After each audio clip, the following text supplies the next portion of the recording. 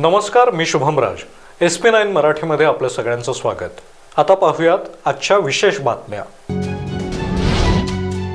खुल्या अर्थव्यवस्थेमुळे सध्याच्या काळात जरी हातात पैसे जास्त आले असं वाटत असलं तरीही सर्वसामान्यांना जगण्यासाठी ते पुरे पडत नाहीत, हे मात्र वास्तवच आहे.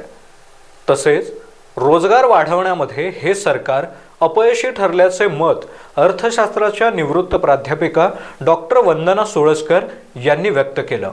खुल्या अर्थव्यवस्थेमुळे सध्याच्या काळात जरी हातात पैसे जास्त आले असं वाटत असेल तरीही सर्वसामान्यांना जगण्यासाठी तितके पैसे पुरे पडत नाहीत, हे वास्तवच आहे. तसेच रोजगार वाढवण्यामध्ये हे सरकार अपयशी ठरल्याचे मत अर्थशास्त्राच्या निवृत्त प्राध्यापिका डॉक्टर वंदना सोनाळकर यांनी व्यक्त केलं. अवी पानसरे व्याख्यानमालेमध्ये त्यांनी बुधवारी जागतिक भांडवलशाहीची सद्यस्थिती आणि भारताची अर्थव्यवस्था या विषयावरती तिसरे पुष्प गुंफले. अध्यक्षस्थानी लोकमतचे संपादक डॉक्टर वसंत भोसलेही होते. यावेळी गतवर्षीच्या व्याख्यानमालेतील भाषणांचा समावेश असलेल्या पुस्तकांचे प्रकाशन करण्यात आले. यावेळी डॉक्टर सोनाळकर यांनी 1991च्या आधीची परिस्थिती आणि खुल्या अर्थव्यवस्थेनंतरची स्थिती याचा आढावा घेत आपली निरीक्षणे मांडली. डॉक्टर बाबासाहेब आंबेडकर यांच्या नावाचा हा हॉल असून ते एक न्यायशास्त्रज्ञ, अर्थशास्त्रज्ञ, राजकारणी, तत्वज्ञान व समाजसुधारक होते. त्या महामानवाच्या नावाने सभागृहाला न्याय कधी मिळणार?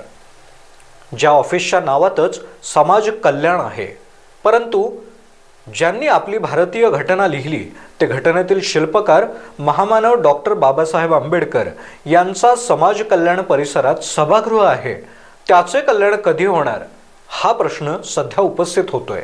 डॉक्टर बाबासाहेब आंबेडकर यांच्या नावाचा हा हॉल असून ते एक न्यायशास्त्रज्ञ, अर्थशास्त्रज्ञ, राजकारणी, तत्वज्ञान व समाजसुधारक होते.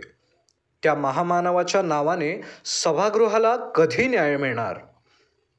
ज्या ऑफिसच्या नावातच समाज कल्याण आहे, परंतु ज्यांनी आपली भारतीय घटना लिहिली ते घटनेतील शिल्पकार म्हणजेच महामानव बाबासाहेब आंबेडकर यांचा समाज कल्याण परिसरात सभागृह आहे, त्यांचे कल्याण कधी होणार? त्याची झालेली दुरुस्ती मोडकळीस आलेली आहे. त्या सभागृहाचे छत पण नाही आहे आणि जे मटेरियल तिथे वापरलेलं आहे ते एका चिमटीत त्याची साखरेसारखी पूड होते. हे कसलं मटेरियल वापरून सभागृह बांधलेलं होतं याची पण चौकशी करावी. बांधण्यात आलेल्या इमारतीकडे कुणाचेही लक्ष नाही, ही शासनासाठी लाजिरवाणी गोष्ट आहे. याची दुरुस्ती लवकरात लवकर व्हावी, अन्यथा महिला आघाडीच्या वतीने आंदोलन करण्यात येईल. आपल्या ऑफिसचे त्यांच्याकडे साफ दुर्लक्ष झालेले आहे आणि एक भारतीय आणि एक कोल्हापूरकर म्हणून ही बाब अत्यंत चुकीची आहे.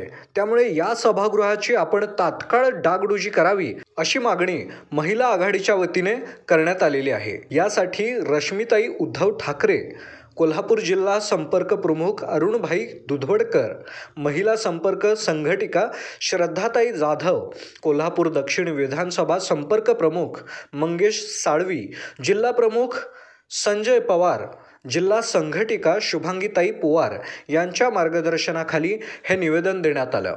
त्यावेळी उपस्थित अनिता ठोंबरे, प्रेरणा बाकळे, वर्षा पाटील, सविता कनूरकर, आरती गोंदकर, अंजेला नॉरेंज, आसावरी सुतार, सुरेखा भोसले व महिला पदाधिकारी उपस्थित होत्या. आगामी निवडणुकीच्या पार्श्वभूमीवर मतदार यादी बिनचूक तयार करा. नाव नोंदणी व नाव वगळणे या दोन्ही बाबींवरती काटेकोर लक्ष ठेवून प्रक्रिया पूर्ण करा. नवीन मतदारांमध्ये जागृती आणि प्रसिद्धीसाठी जिल्ह्यातील आयडॉल व्यक्तींची मदत घ्या, अशा सूचना विभागीय आयुक्त सौरभ राव यांनी बुधवारी दिल्या. आगामी निवडणुकीच्या पार्श्वभूमीवर मतदार यादी बिनचूक तयार करा. नाव नोंदणी व नाव वगळणे या दोन्ही बाबींवरती काटेकोर लक्ष देऊन प्रक्रिया पूर्ण करा. नवीन मतदारांमध्ये जागृती आणि प्रसिद्धीसाठी जिल्ह्यातील आयडॉल व्यक्तींची मदत घ्या, अशा सूचना विभागीय आयुक्त सौरभ राव यांनी बुधवारी दिल्या. जिल्हाधिकारी कार्यालयात झालेल्या बैठकीत त्यांनी जिल्ह्यातील मतदार यादी पुनरीक्षण उपक्रमाचा आढावा घेतला. यावेळी अप्पर जिल्हाधिकारी संजय शिंदे, महसूल उपजिल्हाधिकारी डॉक्टर संपत खिलारी, उपजिल्हा निवडणूक अधिकारी समाधान शेंडगे यांच्यासह सर्व उपविभागीय अधिकारी उपस्थित होते। यावेळी राव यांनी EVM व VVPAT मशीनबाबत सुरू असलेल्या जागरूकता अभियानाची माहिती घेतली। ज्येष्ठ कामगार नेते गोविंद पानसरे यांच्या खुनातील संशयित आरोपी वीरेंद्रसिंह तावडे याच्या अटकेवेळी उपस्थित असलेल्या 5 साक्षीदाराने न्यायालयात सुनावणी दरम्यान तावडे यास ओळखले। ज्येष्ठ कामगार नेते गोविंद पानसरे यांच्या खुनातील संशयित आरोपी वीरेंद्रसिंह तावडे याच्या अटकेवेळी उपस्थित असलेल्या 5 साक्षीदाराने न्यायालयात सुनावणी दरम्यान तावडे यास ओळखले। जिल्हा व सत्र न्यायाधीश SS तांबे यांच्यासमोर बुधवारी सुनावणी झाली। गुरुवारी दिनांक 14 रोजी होणारी सुनावणी रद्द झालेली असून पुढील सुनावणी 5 आणि 6 जानेवारी 2024 रोजी होणार आहे। पानसरे खून खटल्यातील 17व्या 5 साक्षीदाराची साक्ष गुरुवारी न्यायाधीश तांबे यांच्यासमोर नोंदवण्यात आली। संशयित आरोपी वीरेंद्रसिंह तावडे याचा पुणे पोलिसांकडून ताबा घेऊन 2 सप्टेंबर 2016 रोजी रात्री अटक केली। त्यावेळी साक्षीदाराने तात्कालीन घटनाक्रमाची माहिती न्यायालयात दिली। तत्कालीन अप्पर पोलीस अधीक्षक सुहेल शर्मा आणि निरीक्षक अमृत देशमुख यांच्या उपस्थितीत तावडे याच्या अटकेची प्रक्रिया झाली। अटक केल्याचे त्याच्या पत्नी आणि वडिलांना कळवण्यात आले। शाहूवाडी तालुक्यातील सावे येथील माळा रानावरती बसलेल्या मेंढरांवरती बिबट्याने केलेल्या हल्ल्यात 11 मेंढ्या ठार झालेल्या असून त्यातील एका मेंढीला अर्धवट खाल्लेलं असून इतर सर्व मेंढींच्या मानेचा घोट घेतलेला आहे। शाहूवाडी तालुक्यातील सावे येथे माळा रानावरती बसलेल्या मेंढ्यांवरती बिबट्याने केलेल्या हल्ल्यात 11 मेंढ्या ठार झालेल्या असून यातील एका मेंढीला अर्धवट खाल्लेलं आहे आणि इतर सर्व मेंढ्यांच्या मानेचा घोट घेतलेला आहे। सावे येथील गोगवे गावाच्या दिशेला असणाऱ्या माळ रानावरती ईश्वरा वगरे यांची मेंढरं बसली होती। दिनांक 14 डिसेंबर रोजी सायंकाळी 4 वाजण्याच्या सुमारास बिबट्याने केलेल्या हल्ल्यात 11 मेंढ्या ठार झाल्याची घटना घडलेली आहे। दरम्यान घटनास्थळी वनरक्षक आशिष पाटील, शंकर लवटे या वन कर्मचाऱ्यांनी भेट देत पंचनामा केला। घटनास्थळी नागरिकांची मोठी गर्दी झालेली होती। दरम्यान शित्तूर वारुण परिसरात शिंपे वडगाव परिसरातून बिबट्याने सावे परिसरात आपला मोर्चा वळवल्याचं दिसून येत आहे। याबाबतची दक्षता ग्रामस्थांनी घ्यावी व परिसरातील नागरिकांना यासंबंधी माहिती देण्यात यावी अशी मागणी ग्रामस्थातून होत आहे। जुन्या पेन्शनसाठी सरकारी कर्मचारी, निम सरकारी कर्मचारी, शिक्षक, शिक्षकेतर कर्मचारी यांनी आजपासून बेमुदत संप करण्याचा निर्णय घेतलेला आहे। राज्यातील जवळपास 17 लाख कर्मचारी या संपात सहभागी झालेले आहेत। जुन्या पेन्शनसाठी सरकारी कर्मचारी, निम सरकारी कर्मचारी, शिक्षक, शिक्षकेतर कर्मचारी यांनी आजपासून बेमुदत संप करण्याचा निर्णय घेतलेला आहे। राज्यातील जवळपास 17 लाख कर्मचारी या संपात सहभागी झालेले आहेत। नाशिक आणि छत्रपती संभाजीनगरमध्ये शासकीय रुग्णालयातील कर्मचाऱ्यांचं आंदोलन सुरू झालेलं आहे। त्यामुळे आरोग्य सेवा विस्कळीत होण्याची भीती व्यक्त करण्यात येत आहे। सध्या नागपूरमध्ये हिवाळी अधिवेशन सुरू आहे। आज अधिवेशनाचा 6वा दिवस असून जुन्या पेन्शनचा मुद्दा सभागृहात गाजण्याची शक्यता आहे।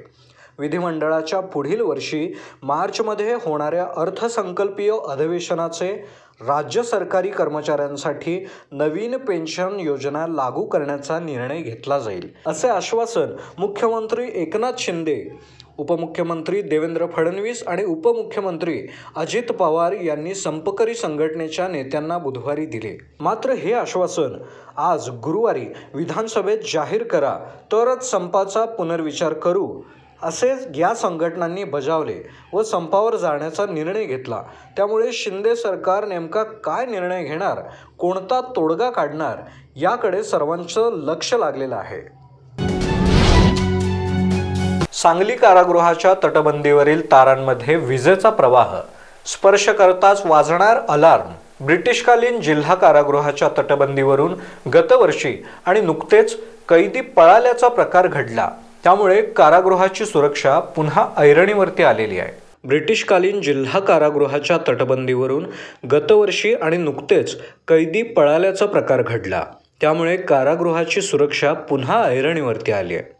आता शेवटचा उपाय म्हणून तटबंदीवरती उभारलेल्या 6 फुटांच्या तारेच्या वाय आकारातील कंपाऊंडच्या तारांमधून विजेचा प्रवाह खेळता ठेवलेला आहे। त्यामुळे कैद्याने पलायनाचा प्रयत्न केल्यास करंट लागू शकतो, तसेच तात्काळ अलार्म सिस्टीममधून भोंगाही वाजू लागेल।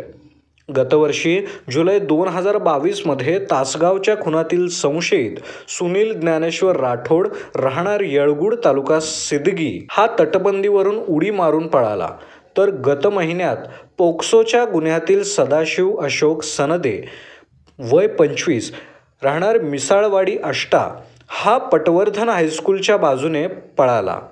त्यामुळे कारागृहाची सुरक्षा धोक्यात असल्याचा इशारा मिळालेला आहे। या घटनेपूर्वी गांजा, दारू, मोबाईल तटबंदीवरून आतमध्ये टाकण्यात आल्याचे उघडकीस आलेले आहे। हवेतील प्रदूषण हा जागतिक स्तरावरती सर्वात चिंतेचा विषय बनलेला आहे। मोठ्या शहरांप्रमाणे आता छोट्या शहरांमध्येही प्रदूषणाचे प्रमाण कमी करण्यासाठी प्रयत्न केलेले जात आहेत।